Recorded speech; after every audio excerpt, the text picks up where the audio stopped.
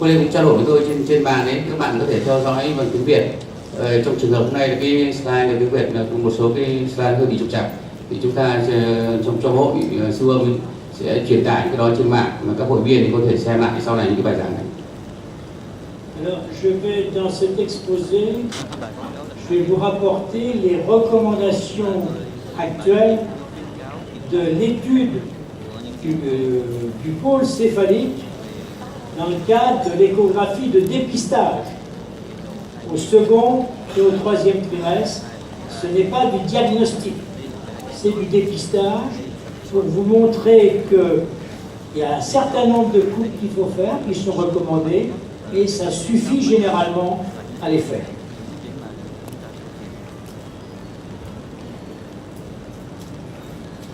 Alors, voilà dans les recommandations, il y a 5 items morphologiques obligatoires à donner dans le compte-rendu. L'aspect de la boîte crânienne, c'est-à-dire la partie osseuse. L'aspect des ventricules latéraux, c'est pour le dépistage de l'hydrocéphalie. L'aspect de la ligne médiane, présence et forme du cavum, du septum pellucidum, et l'aspect de la fosse postérieure et du cervelet. Donc ça doit apparaître obligatoirement, et ça doit être obligatoirement vu en dépistage. Et vous voyez que l'iconographie recommandée, c'est essentiellement 3 coupes axiales, bipariétales, périmètre crânien, mais vous voyez que c'est exactement les mêmes repères de la ligne médiane, et puis l'étude de la fosse postérieure.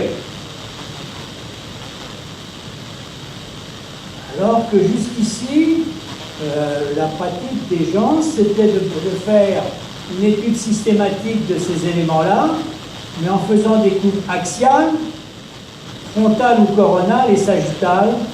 Et je vais essayer de vous démontrer que, en faisant des coupes axiales, eh bien, quand elles sont bien faites avec les bons repères, on ne doit pas passer à côté de malformations du système nerveux central. Les coupes axiales, eh bien, on effectue un balayage axial de haut en bas. Vous voyez que ça, c'est la partie ici où vous avez tout simplement le sillon interhémisphérique et puis les hémisphères. Ensuite, vous avez ici, vous êtes au niveau du toit des ventricules latéraux, qu'on voit un petit peu ici. Là, vous êtes au niveau des carrefours ventriculaires. Ici, c'est la ligne médiane avec les différents repères que vous allez obliger de connaître. Et ici, c'est la fosse postérieure. Et le but, c'est de regrouper les coupes 3 et 4, ici, en une seule coupe. Et c'est cette coupe-là qui vous permet de voir le septum pellucidum ici en avant, les masses thalamiques avec le troisième ventricule, le carrefour ventriculaire et la vallée ciliaire.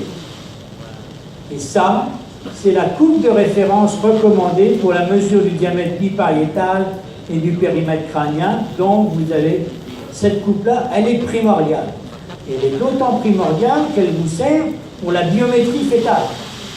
Donc c'est celle-là qu'il faut absolument bien avoir en tête. Alors ce qui est intéressant, c'est que dans cette coupe axiale de référence, vous devez voir 5 structures qui doivent être identifiées. Ce qu'on appelle le complexe antérieur, c'est le cercle jaune, et je vais vous montrer tout à l'heure. Thalamie et troisième ventricule, c'est le rectangle. Atrium ventriculaire ou carrefour ventriculaire, c'est celui-ci. C'est pour dépister les hydrocéphalies. Et la vallée cilienne, eh bien, c'est l'étude des sillons du cerveau. Mais attention, pour que vous soyez dans une coupe axiale correcte, il faut voir la cavité du septum pellucidum. Et c'est une image rectangulaire anéchogène. C'est ça que vous devez voir. Si vous avez ici un aspect en triple feuillet, vous êtes trop bas, vous êtes au niveau du trigone et vous n'êtes pas dans le bon plan de coupe. Même si dans certains livres on dit que c'est pareil, ce n'est pas du tout pareil. Vous voyez que le complexe antérieur, il doit être bien identifié, vous l'avez ici, hein, avec la cavité du septum et les cornes frontales que vous avez ici, le corps calleux qui est ici, et vous voyez que là, il n'est pas identifiable. Je me demande s'il n'y a pas une image. Ah oui, c'est ça. Bon, allez, voilà ce que je voulais vous montrer. Il y avait une image que je trouvais drôle. Donc, ça, c'est le complexe antérieur, la cavité du septum, les cornes frontales, le corps calleux et le sillon interhémisphérique. Donc voilà ce qu'on a ici. Désolé.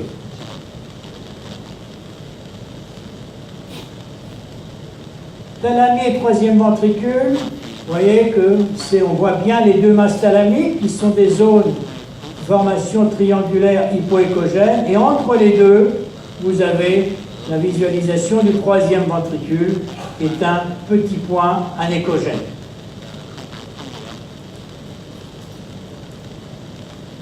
Mesure de l'atrium ventriculaire, ça s'effectue au niveau du sillon pariéto-occipital interne, qui est la flèche rouge ici. Et vous voyez qu'au deuxième trimestre, il n'est pas toujours très bien individualisé, alors qu'au troisième trimestre, on le voit parfaitement bien. Et il importe après d'être tangentiel au plexus choroïde qui est ici, et vous mesurez interne-interne le carrefour ventriculaire, et la valeur normale est inférieure à 10 mm. Au-delà, vous êtes dans un diagnostic de suspicion d'hydrocéphalie ou de ventriculomégalie. Et puis, vous avez, ce qui est important à regarder, c'est la vallée sylvienne, et on regarde la fermeture progressive, ce qu'on appelle la loperculisation, fermeture progressive de cette vallée sylvienne, qui correspond tout simplement au développement des sillons cérébraux. Vous voyez que vers 32 semaines, eh bien, vous avez une fermeture quasiment complète.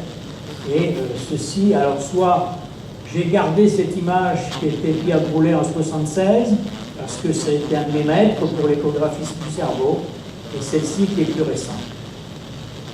L'important, c'est de regarder cette vallée sylvienne. Et puis, la coupe de la fosse postérieure, c'est une coupe axiale cavo-cérébelleuse, c'est-à-dire qu'elle doit passer par le quatrième ventricule qui est ici, qui est une image triangulaire, et qui doit passer par, en même temps, la cavité septale. Et ça, c'est extrêmement important, parce que vous devez voir, la coupe doit passer par le quatrième ventricule. Et le quatrième ventricule, il est facile à reconnaître, puisque c'est un aspect triangulaire du quatrième ventricule. Vous avez le vermis cérébelleux, les hémisphères cérébelleux, et la grande citerne derrière, anécogène. Et c'est là que la grande citerne peut être mesurée si on a l'impression qu'elle est grosse. Vous voyez, je vous ai mis ici cette coupe axiale. Vous avez le cavum et vous avez la fosse postérieure. Et la fosse postérieure, c'est tous ces éléments-là. Les pédoncules cérébraux, l'image triangulaire du quatrième ventricule, l'image du vermis cérébelleux qui est plus écogène, les deux hémisphères cérébelleux et la grande citerne avec l'écaille occipitale ici. Et donc, ça, et si on la mesure, eh bien, c'est inférieur à 10 mm. Ça, c'est absolument indispensable. Quand vous avez ces éléments-là, vous pouvez être sûr que la fosse postérieure est normale et que vous ne pouvez pas avoir d'anomalie de la fosse postérieure. Alors, faut-il faire des coupes frontales ou coronales? C'est des coupes qui sont frontales coronales. Vous avez l'antérieur, qui est ici, vous avez la moyenne qui est ici, et vous avez la postérieure qui est là. Alors, Si on fait une coupe frontale antérieure, eh bien on retrouve les éléments du complexe antérieur. Cavité du septum, les deux cornes frontales, le corps calleux, la scissure interhémisphérique. Donc vous voyez que quand vous avez bien vu en coupe axiale votre complexe antérieur, eh bien ce n'est pas nécessaire de faire cette coupe. En sachant quand même que on a cette coupe frontale antérieure peut peut-être être intéressante dans une meilleure évaluation de la giration au troisième trimestre. Parce que vous voyez qu'ici, au deuxième trimestre, on ne voit pas très bien le comment, ça c'est le sillon interhémisphérique, on ne voit pas très bien la vallée cilienne, alors que vous voyez qu'à 34 semaines, l'échographie du troisième trimestre, eh bien vous avez ici une opercularisation complète du comment du sillon. Et donc ça peut être intéressant et vous verrez dans ma conclusion. La coupe frontale moyenne, c'est celle-ci. C'est les deux thalamies et le troisième ventricule. Ça ne sert à rien de la faire, puisque vous l'avez déjà vu en coupe axiale. Vous avez vos deux thalamies et votre troisième ventricule. Ça ne sert à rien, je ne la fais jamais. La fosse postérieure, la coupe frontale postérieure, c'est pas nécessaire, parce que vous êtes gêné par l'écaille occipitale, et vous voyez que si vous avez une bonne coupe axiale de votre fosse postérieure, vous avez tous les éléments, et si vous avez un petit doute, vous pourrez vous servir de la coupe sagittale médiane, où vous retrouvez, vous voyez bien, ces éléments-là, et puis vous les mettez. Et vous avez ici, eh bien, le vermis, le quatrième ventricule et la grande cible. Coupe sagittale médiane, eh bien, elle peut être faite, mais de toute façon, elle sera faite probablement pour étudier le profil fœtal. Et vous voyez que sur cette coupe-là, pour être complètement médian, et vous avez le corps calleux, le septum pellucidum, la cavité du septum, et ici le vermix cérébelleux hyperéchogène et la grande citerne. Donc vous voyez que vous pouvez compléter. Donc, je vous ai mis ici pour avoir une idée. Si vous avez le cervelet, le corps calleux à mesurer, c'est dans ce sens-là.